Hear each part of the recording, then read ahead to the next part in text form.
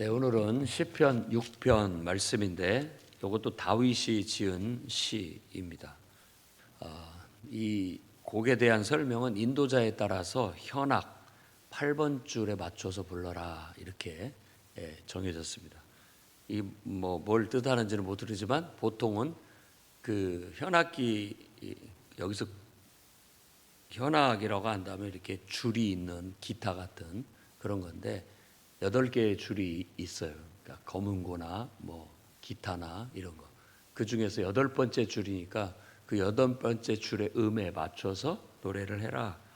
이런 거라고 볼 수 있겠고, 인도자를 따라서 한다라는 것은 이게 예배 때 쓰여졌던 곡으로 이렇게 해석해 볼 수가 있겠습니다.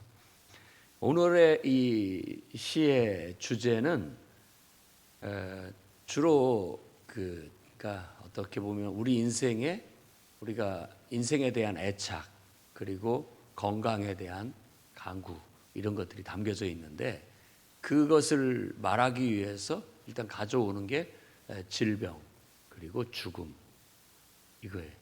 그러니까 우리 인간이 확실한 게 하나가 있죠. 죽는다는 거. 너무나도 분명한 겁니다. 그건 그냥 정해진 바예요.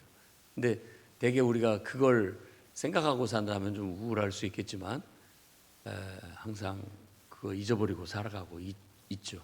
그냥 잊고 언제든 우리가 하나님이 우리를 데려가신다면 우리는 그날을 기쁨으로 맞이하겠다라는 그런 신앙으로 살아갈 수 있었으면 좋겠습니다. 시인은 지금 이 상황이 어떤 게 지금 느끼고 있냐면 주님이 나를 책망하시고 내게 징계를 주셨다라고 느끼고 있어요. 근데 그런 느낌을 왜 받고 있느냐? 질병 때문에 그래요. 그래서 내가 수척하였고 내 뼈가 떨린다. 보통 뼈가 떨린다라는 이 표현은 관용적인 표현으로서 질병을 말하는 겁니다. 모든 병이 뼈에서 나왔다고 생각을 해요. 그리고 우리도 골병 들었다는 말을 쓰기도 하잖아요. 그런 표현이라고 볼 수 있습니다. 그래서 몸도 마음도 영혼도 지금 굉장히 죽음이라는 어떤 공포 앞에 절망 앞에 떨고 있는 그런 모습이에요. 그게 우리 인간의 실존이죠. 인간의 실존이라고 하는 겁니다. 그런 실존 속에서 우리 인간이 이런 절망을 어떻게 극복하는지 이 노래 속에 담겨져 있는 거죠. 그것은 바로 이런 절망 속에서 결국 우리는 하나님을 찾게 된다라는 거예요. 성경의 이야기고 또 우리의 실제가 그래요. 삶이 왜 좋을 때 하나님을 찾기보다는 오히려 이렇게 질병에 빠졌거나 또 죽음의 그림자가 드리웠을 때야 하나님을 찾게 될까? 그런 좀 의문점을 갖게 되는데 그것은 바로 그때 이 하나님이라는 존재에 대한 하나님에 대한 인식이 그때야 더 이렇게 부각이 되기 때문에 그렇다고 볼 수가 있습니다. 저 자신도 늘 느끼는 바지만 내가 살아있다라는 게 지금 이렇게 생각하고 이렇게 뭔가 살아가고 있다라는 것 자체가 신이 하나님이 나를 창조하신 어떤 존재가 존재한다는 증거라고 생각해요.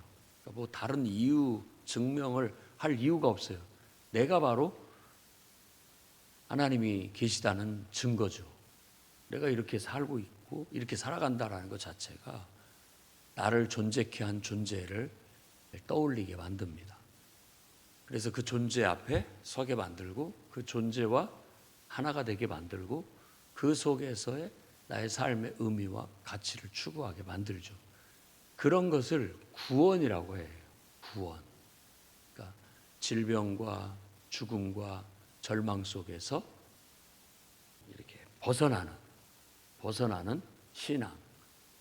그것은 바로 그 하나님이라는 존재를 통해서 나의 존재의 의미를 찾고 가치를 찾아서 영원하신 하나님과 하나가 되고 그 하나님 안에서 내가 하나님처럼 영원한 존재가 된다라는, 영원한 존재로 느끼고 또 영원한 존재 안에 내가 들어가게 된다라는 그런 개념, 그런 것이 모종의 구원의 개념이에요. 우리는 단순하죠. 뭐 그렇게 복잡하게 따질 것이 없어요. 예수 믿으면 구원이고 영생이고, 예수가 없으면 죽음이고 멸망인 것이죠. 그러니까 내 안에 하나님의 임재가 있으면 나는 하나님의 임재로 인해서 영원한 것이고, 내 안에 하나님의 임재가 끊겨지면 나는 생명의 근원에서부터 끊겼기 때문에 멸망인 거예요. 그 단순한 진리를 성경에서 말해주고 있는 거예요. 이런 진리를 우리가 터득하기까지는 많은 시간이 걸리기도 하고 또 한순간에 깨닫기도 하고 그렇습니다. 하지만 분명히 우리가 알고 또 그 진리 안에서 삶을 살아가야 될 겁니다. 누구나 다 본능적으로 삶에 대한 애착이 있습니다. 삶에 대한 애착, 그러니까 생존 본능이라고 할 수 있겠죠. 삶에 대한 애착을 가지고 있는 상황 속에서 질병이 찾아와서 몸이 아프고 육체적인 고통, 그리고 그걸로 인해서 따라오게 되는 여러 가지 상실의 아픔, 그 절망, 이런 것들, 그리고 결국 죽음이라는 낯선, 한 번도 경험해 보지 못한 그런 낯선 어떤 것이 내 앞에 있다라는 것에 대한 두려움, 이런 것들은 우리 모두가 다 느끼는 바라고 볼 수가 있겠고, 이 노래 속에 그런 정서가 깔려져 있습니다. 그러면서 하나님을 찾고 이제 4절부터 7절까지의 이야기는 구원해 달라고, 나를 구원해 달라고 하나님 앞에 간구합니다. 여호와여 돌아와서, 하나님을 돌아오라고 기도하는 것은 지금 내가 하나님이 나를 멀리하는 것 같은 느낌, 그리고 하나님과 내가 단절됐다라는 그런 느낌이거든요. 그러니까 이 영혼이 두려운 것은 바로 그거예요. 가장 우리 인간에게 공포는 신의 버림을 받았다라는, 그리고 또 어떤 신과의 단절, 신의 은혜 속에서 신의 생명과의 단절, 그것보다 더 큰 공포는 없습니다.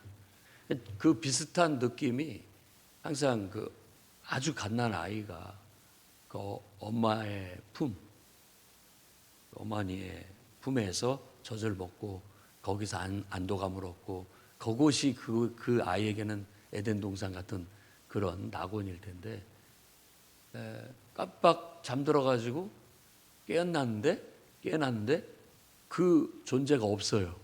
그랬을 때 우는 거거든요.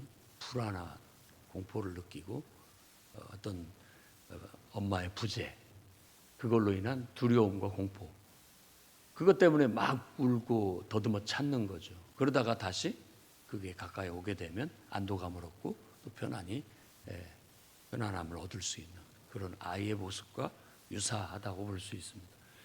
우리 모든 창조주 하나님에 의해서 지음을 받은 이 비조 세계, 그리고 그 속에서 인간은 그 하나님의 품 안에서 편안함을 얻고, 그분을 통해서 우리가 또 영생을 꿈꾸고, 그분 안에서 삶의 의미를 찾고 가치를 찾는 게 전부예요. 그게 전부입니다. 근데 인간이 가끔 이제 머리가 굵어졌다고 이제 부모의 품을 떠나서 내 멋대로 하고자 하는, 나의 삶을 살고자 하는 그런 욕구가, 인간이 스스로 나도 하나님처럼 될래요, 나도 하나님처럼 살래요 라고 하는 교만이고 자만이라고 얘기하고 있어요. 근데 부모의 마음은 그래야지, 때가 되면 그렇게 될 거야, 그게 하나님의 말씀이에요.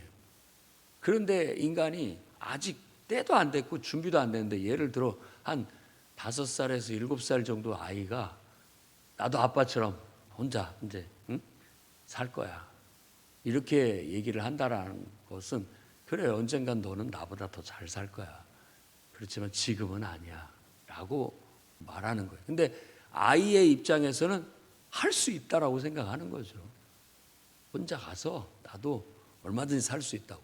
그러나 하루도 못 돼서 후회하고 개고생을 하다 결국 돌아오는 거죠. 집 떠나면 개고생이라는 말이 그래서 나온 게 아니겠습니까? 우리가 하나님을 떠나 사는 것은 어리석고 정말 멋모르고 하는 소리라고밖에 말할 수 없을 겁니다.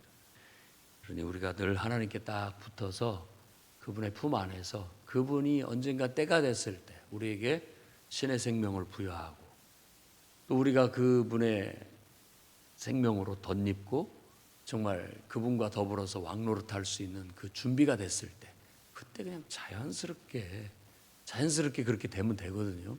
신처럼. 근데 지금은 아니에요. 이 땅에서 사는 동안은 아닙니다.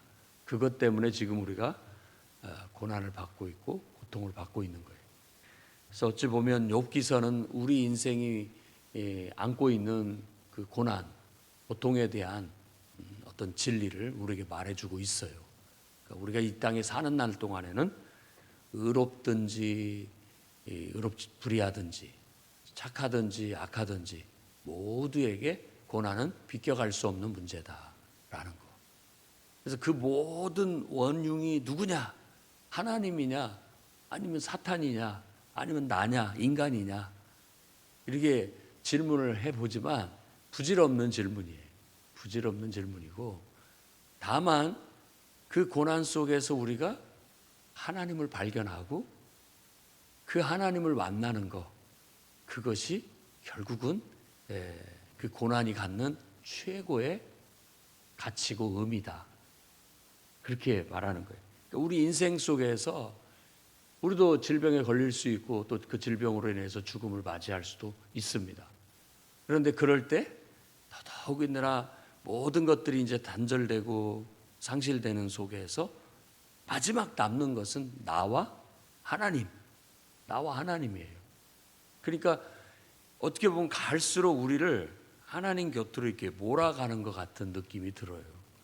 자꾸 하나님께로. 그래야 하나님 만날 준비가 되어서가 아닐까 하는 생각도 듭니다. 그래서 죽음 앞에 또 몸이 아프고 잠 못 들고 힘들어하는 가운데 몸도 마음도 지친 가운데 나오는 건 탄식뿐이에요. 그래서 밤마다 눈물로 침상을 적시는 거예요. 그걸로 인해서 너무 많이 울고 힘들어하니까 잠 못 자고 힘들어하니까 눈도 쇠약해져서 잘 보이지도 않아요. 눈도 어두워졌죠. 그런 어떤 상황 속에서 하나님 제게 돌아와 주십시오. 내 영혼을 건져주시고 주의 사랑으로 나를 구원해 주십시오.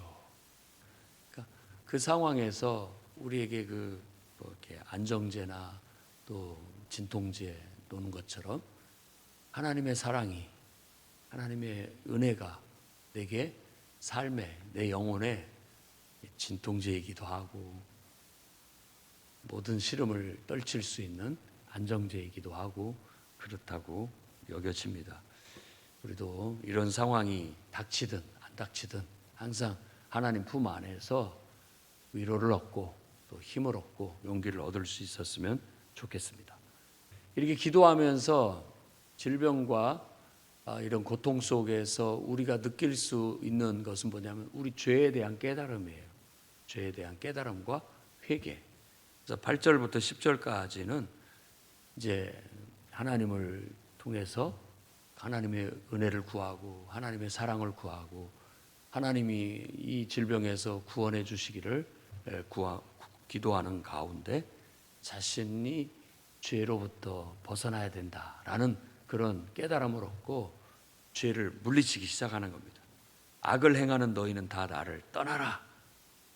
그 말은 내가 악을 행하는 사람들과 가까이 했었다라는 말이고, 나도 그 무리 속에 있었다라는 말이고, 나는 이제 더 이상 그 무리와 함께하지 않겠고 그들을 물리치고 악을 물리치고 나는 하나님 앞에 바로 서겠다라는 그런 결단과 고백이죠.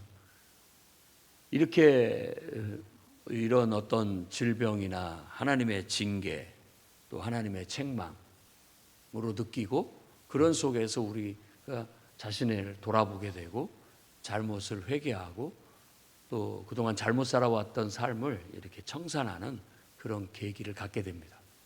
묘하게도 인간이 스스로 할 줄 기대하지만 스스로 잘 못합니다. 이런 계기가 돼야 그때 사해요. 이게 인간인 것 같아요. 근데 지혜로운 사람들은 스스로 하겠죠. 하나님이 깨우쳐 줬을 때, 이런 상황까지 가기 전에 깨우쳐 줬을 때 돌이킬 수 있고, 하나님이 넌지시 세미하게 말했을 때 그걸 듣고라도 아주 진지하게 자기의 삶을 바꾸고 개선한다면 더 나은 삶을 살 수 있으리라고 생각합니다. 그래서 100배, 10배 맺을 수 있는 사람은 바로 그런 사람이에요. 그런 사람이 정말 하나님의 뜻을 바로바로 받아들일 수 있고 또 하나님의 말씀을 바로바로 실천할 수 있어서, 그런 사람이 뭐 짧게 살든 길게 살든 하나님께 아주 뜻깊게 쓰임받는 값진 삶이라고 말할 수 있겠습니다. 하나님은 결국 이 기도를 들으시고 간구를 들으시고 결국 원수를 부끄럽게 하실 것이다 라는 거예요. 주변에서 뭐 우리가 병든 것을 고소하게 생각하거나 또 우리가 죽은 것을 바라고 있는 사람이 있을 수도 있겠죠. 그들 부끄럽게. 그리고 여기에서 원수는, 최고의 원수는 바로 죽음 그 자체입니다. 질병과 죽음 그 자체가 우리의 원수예요. 우리 원수라고요. 결국 그것이 예수 그리스도에 의해서 멸망을 당한 거예요. 질병과 죽음을 정복하신 분이 십자가에 달리신 예수 그리스도예요. 그리고 부활하신 예수 그리스도예요. 그래서 우리가 그분 안에 있으면, 그분이 내 안에 있으면 우리 안에도 질병과 죽음은 궁극적으로 없다, 이런 거예요. 그래서 예수님이 가시는 곳마다 천국을 선포할 때 모든 사람이 바로 그 질병과 죽음으로부터 벗어나는 거예요. 그걸 가르쳐 주기 위해서. 말로만 메시지를 전한 게 아니라 행동으로도 메시지를 전하고 있는 거예요. 그래서 우리도 복음을 전하면서 바로 기도할 때 누군가의 질병이 고침을 받거나 죽음의 위기에서 벗어나거나 이랬을 때 바로 그것 자체가 메시지예요. 메시지. 하나님의 능력이 나타나고 기적이 나타나면 하나님 안에는 질병도 없고 죽음도 없구나. 그러니까 더 이상 눈물 흘릴 일도 없겠구나. 그야말로 하나님의 은총 속에서 그분의 장막 안에서 그분은 우리의 하나님이 되고 나는 그분의 자녀가 되고 그분의 백성이 돼서 그야말로 평화가 우리에게 찾아오겠구나. 우리가 바라는 궁극적인 정말 구원은 그날에 우리가 맞이하게 되겠구나 라는 기대와 희망을 갖고 있는 거예요. 계시록의 끝부분에 그와 같은 묘사는 바로 그런 구원의 환상을 우리에게 보여주고 있는 것이죠. 그래서 다 우리 모두가 질병과 죽음 그리고 더 이상 애통할 일 없는 그런 날을 다 그리스도 안에서 맞이할 수 있기를 주의 이름으로 축원합니다. 기도하겠습니다. 거룩하신 주님, 우리에게 삶을 주시고 기쁨의 동산에서 하나님과 친교하며 의미 있는 삶을 누리게 하셨는데, 인간의 교만이 사탄으로 말미암아 유혹받아 결국 죄에 빠져 우리 삶의 질병과 죽음의 고통이 찾아오게 되었습니다. 주여, 이 사망의 몸에서 누가 우리를 구원하리이까? 절망과 탄식 속에 잠 못 들 때 하나님께서 예수 그리스도로 이 땅에 오시고 우리를 위해 십자가에 죽으시사 모든 죄와 저주를 다 도말하시고 질병과 죽음이 없는 부활의 새 생명, 하나님 나라에서의 그 영원한 영생을 우리에게 허락해 주셨으니 이보다 더 큰 은혜가 어디 있겠습니까? 주여, 1만 달란트 빚진 자와 같았는데 탕감받은 자와 같이 일평생 벗어날 수 없는 죄의 무거운 짐에서 벗어나게 하시고 구원하신 하나님을 찬양하며 기쁨으로 하루하루 우리에게 주신, 덤으로 주신 인생인 것처럼, 선물로 주신 인생인 것처럼 주님을 위해서 수고하고 그렇게 즐겁게 살다 우리의 사명 다하는 날 주님 품 안에서 안식을 얻게 해 주시옵소서. 예수님 이름으로 기도드립니다.